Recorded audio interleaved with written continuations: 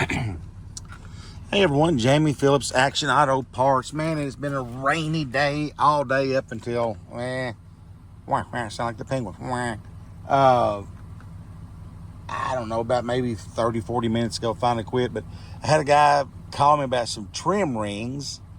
And I said, buddy, you want to drive back there? There's a Dodge truck that's plumb full of hubcaps and trim rings. And I'll take $1 a piece on the trim rings.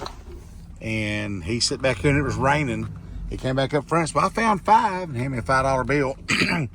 I said, now the hubcaps are higher, but trim rings, man, there are so many versions and 14s and 15s and stuff. And it's like, to me, they're just, to me, that's all they're worth. They might be worth more, I guess, certain ones, but he's probably, in the 3 years I've been doing this, now I've sold a bunch of hubcaps.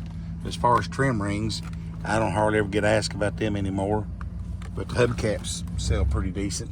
You'll get somebody while they're up here and say, well, I want some to hang in my garage or something. And I tell you, didn't sleep too good last night.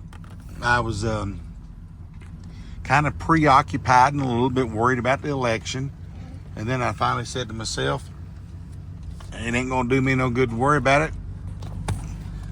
The way I feel in my heart, the good Lord above is still in control regardless who got it. So I went to bed and couldn't sleep.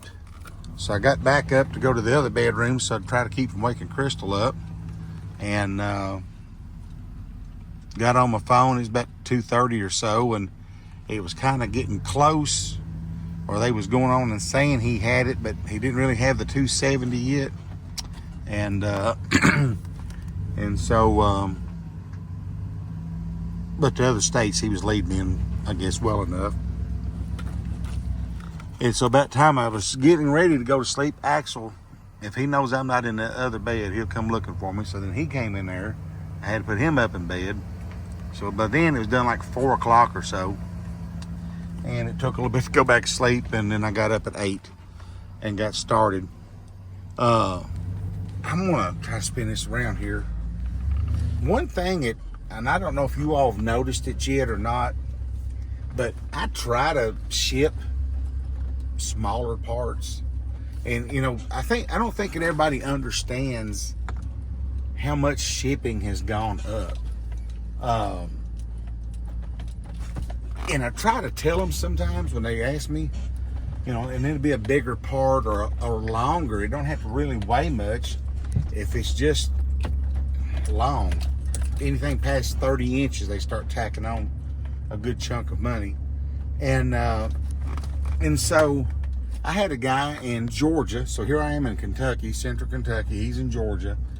And he needed the wiring harness off of this old 99 red Tahoe. And I think I might have got it in a video where I was pulling it or whatever. And the bad part is, I can get here at the yard, if a customer comes in, I can get $50 to $75 out of an engine harness and then pull it. And so, it's been slow. And this guy's like, hey, what do you take for that harness? But I need you to ship it to me. And so it came off of this right here. So it wasn't like it was really tough to get to, but there was a couple little bolts down there that was really aggravating. The over there was kind of a spot that was aggravating. Everything else, wasn't that bad. But the problem is all the tools are down there in Odell, and I haven't started him in, I guess, since Quentin was here and was able to help me, so it's been a good 3 weeks or something. So I would drive down and get what I thought I needed, and I'd come back. So I'd make a couple trips like that. So anyway, I get it pulled. I send him a video kind of going around to all the connectors and the clips and what have you. And he agreed that he thought it was all right. And I'll just go and tell you, just to make a little extra money. And I figured that was something that I could do. I told him, I said, well, $100 and I can ship it to you. Because I'd done one, I don't know, it's been a little while back, but It didn't take up, the box wasn't as big, but it still was a harness. And it wasn't really that bad. So, all right, so then he pays me, and I run out in the garage this morning, and I pack it up, and I found a box that was almost 16-inch square by 18 inches tall. And so I just flop it all down in there and make sure everything's tucked in. I maybe could have shortened the box if I wanted to compress all that stuff, a couple 3 inches in height. But I was running behind. I don't know where in the world, what's happened to my tape gun. Yeah, I misplace it every now and then, but I can't. I tore it garage apart for 20 minutes or better. So I was having to take a roll of tape it and try to cut it and then hold on to the end for it to flop back down. But so I get it boxed up. I sent him a picture of the box. He's excited. And his vehicle was down and he was needing it as quick as he could get it. So I go by the post office and I carry it in, and there was a line there, and finally get up to the counter, and I hand it up there to the lady that waits on me a lot. That's when I go in there. And she said 2-day was 25 and some change. 3-day was 22. I said, well, it's done Wednesday. He'll still get it by the weekend. You try to save every dollar you can. I said, yeah, just do the 3-day. If it's usually within $1 or something, I don't care. But I said, yeah, just do the 3-day. All right, so it was $22 and just a few cents over something. She has to measure it and weigh it, which it didn't weigh that much. It took it from $22 and a few pennies to $59 and some change. The post office has lost their ever-loving flipping mind. And honestly, I thought about just getting hold of the guy and saying, look, dude, I'm basically giving you my wiring harness, because I could have kept it here and got, $75 at on a good day, 50 to 75. But he needed it, so I went ahead and I paid the shipping. And I sent him a picture of the tracking number, and I said, dude, if it wasn't for you needing this, I'd have just refunded your money and kept my harness. I said, by the time I count my labor and then the packing materials and then driving to the post office, which is out of the way, I ain't make nothing. And he was apologetic. Well, man, I understand.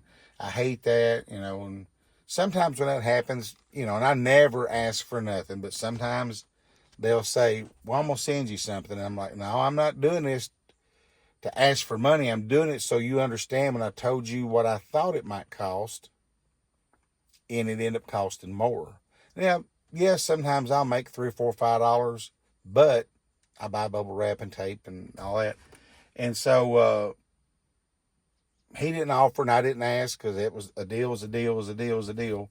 But I just told him, I said, look, people ask me, they'll want me to ship a hood or a trunk lid. And I was like, ain't no way I'm going to try to do that. And I know you can set up a business account. And once I get my garage done and I have a good little spot to pack parts and stack them to where they would, if they pull in and pick them up, that's one thing. But I don't have that. And it's just too aggravating to try to figure out, do I leave it out there? Do I bring it here? Since I'm going to town for breakfast, yeah, it's a couple miles out of the way by the time you veer off to where our post office is and then back. But it's just like that box, and the weight was $22 and a little bit. And by the time she measured it, they bumped it $46 and something, almost $47 to go from Kentucky to Georgia. So honestly and truly, if it don't fit in a flat rate box, or it's like something that'll fit in a smaller than a 12 by 12 box cube, I'm just going to have to tell people I can't ship no more, because I can't take beatings like that. It's already been slow, and turn around and out of $100, I'll give 60 of it up. Like I said, plus my time and all of that. And I appreciate the man's business. And I told him, I said, it's my fault. But he even had asked me, there was a wire that I think when he pulled the engine, it skinned it just a little bit, but it wasn't like the big ones. It was just a little, maybe 3-wire thing. And he was afraid it was burnt. And I said, no, it's not burnt, but it is skint. But I think you'll be satisfied. I sent him pictures from different angles of it. And so when he never had messaged me back 100% that he wanted it. And so this morning, like, look, dude, I'm getting ready to go. Do you want this? He said, oh, man, I'm sorry. And he said, can you take any less since I'm going to have to repair it? And I was like, no, I can't, because shipping costs, blah, blah, blah. And he said, well, that's okay. I'll take it anyway. So I think he realized what I was talking about when I sent him a picture of the receipt. If I'd have knocked another $5 or $10 off, holy smokes, So word to the wise, if you have anybody wanting something, I mean, that don't have to be car part wise, and you haven't shipped in a while, you better watch, because it's crazy. And here's the other thing. I shipped a box that was probably 6 foot long, and I'm going to say a good 14, 15 inches wide by maybe 8 or 9 inches tall, to Indonesia. And it was only like I think it was $130 something. But then this box going from Kentucky to Georgia was almost half that. I don't know.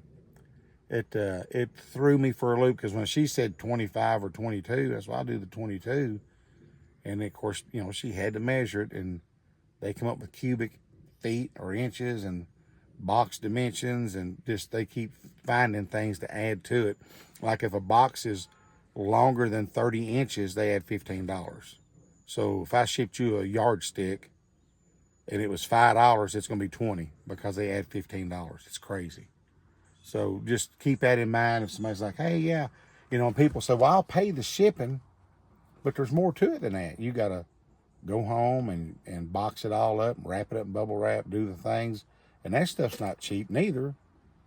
So I've got to, when I do quote somebody something, I say, well, for the part, me pulling it, packing it, and shipping, but they still, sometimes they think you're trying to rip them off till you send them a copy of the receipt, and then they're like, well, okay. But so anyway, I'm going to jump back off of that. I just wanted to kind of get that off of my chest. And since it had been raining so much, just do a little ride through right quick. I may sneak out of here early. I got to go to Danville and pick up a prescription for the missus. And then I told a guy, and there again, and I'm not patting my own back, but I try to help people when I can. And this guy is in dire need of a drive shaft. And, I priced him the little old drive shaft for like, I think it's $25. Because, yeah, it would have probably bought a little bit more, but, he's like, hey, my truck's broke down, bobbity. And it's laying right here. It's that little bitty short front drive shaft right there off of that transfer case. And so he's like, well, I can't get there till 6 or so. And, we talked about going to church tonight, and I told him, I said, well, if you come at 6, man, you're going to have to be there right at 6 and hurry up and get it took loose, because, I want to go home and get cleaned up and go to church. Well, I had forgotten that my wife is on with her work, it's on a training thing that they do over the computer, and they're doing it off Central Time, so it's 9 to 6 our time. And so by the time she gets done with that, she said it, and she had another call coming in that she was going to have to take. She said, I probably won't get to go. And I said, well, literally, I probably got about 3.5, 4 hours sleep. I said, well, I'll let this guy come and get that drive shaft, and then I'll just maybe take me a nap or something other. But the other thing I'm worried about is all day yesterday I did not see Barney, and when I went home last night, of course I went that way and he lives right up the street, I didn't see him out in the yard nowhere. And granted, it has rained today a bunch, but he's walked in here in the rain before to get his food and see me or whatever, and I've not seen him today. Now, the man's not called me, so I hope he's okay, but I got to try to see if I can check on him here in a little bit. I picked me up some 4-inch solid block to start trying to get underneath the building and level it up, and then the window, the replacement window's in there, lean up next to the wall. Where's my finger at? Right there. The window's laying in there, so I have to take that other window out and get that one in. Of course, got the new door in. I did pick up my deadbolt and my doorknob for it, so if I can get it leveled up, then I'm going to try to start getting the metal for the sides. And last night I measured from where the electric would have to come up by those trees up there, and to where the house is going to go, it was about 225 feet. And so they could put the above ground transformer there, and then from the transformer to the corner of what would be the garage, which is about the back end of that old International Travelall, it was another, what was it? It was less than the other. It figured out about, I was trying to find it in 20-foot sticks because it's cheaper, but a lot of places isn't carrying it. And the only place I found that was carrying it is a little over an hour away. It was like $55 for 20 foot. But a lot of places around here on the 10 foot, it's like $35. Some of them was $40. So, you know, if I can't find some closer, I'm probably going to have to just take a trailer down and go to Corbin and get that. They upped it from 2.5 inch schedule 80 to 3 inch schedule 40 under the ground. Anything that comes up out of the ground has to be schedule 80 in case you hit it with a weed eater, you bump it with a mower, or whatever. So wherever they put that pole after they cross the fence, I'll have to have schedule 80 to go up the pole, and then wherever they would come to the above ground transformer, that should still all be underground. But when I get my house built and we run over to it where it would come up, a big long sweep L they call it, I'd have to have schedule 80 on that, and the same way with the garage. So I was figuring it up. I'm looking probably $1,200 to $1,400 on the conduit to put it underground, or I could go in the air and it's free. Plus I got to dig the ditch.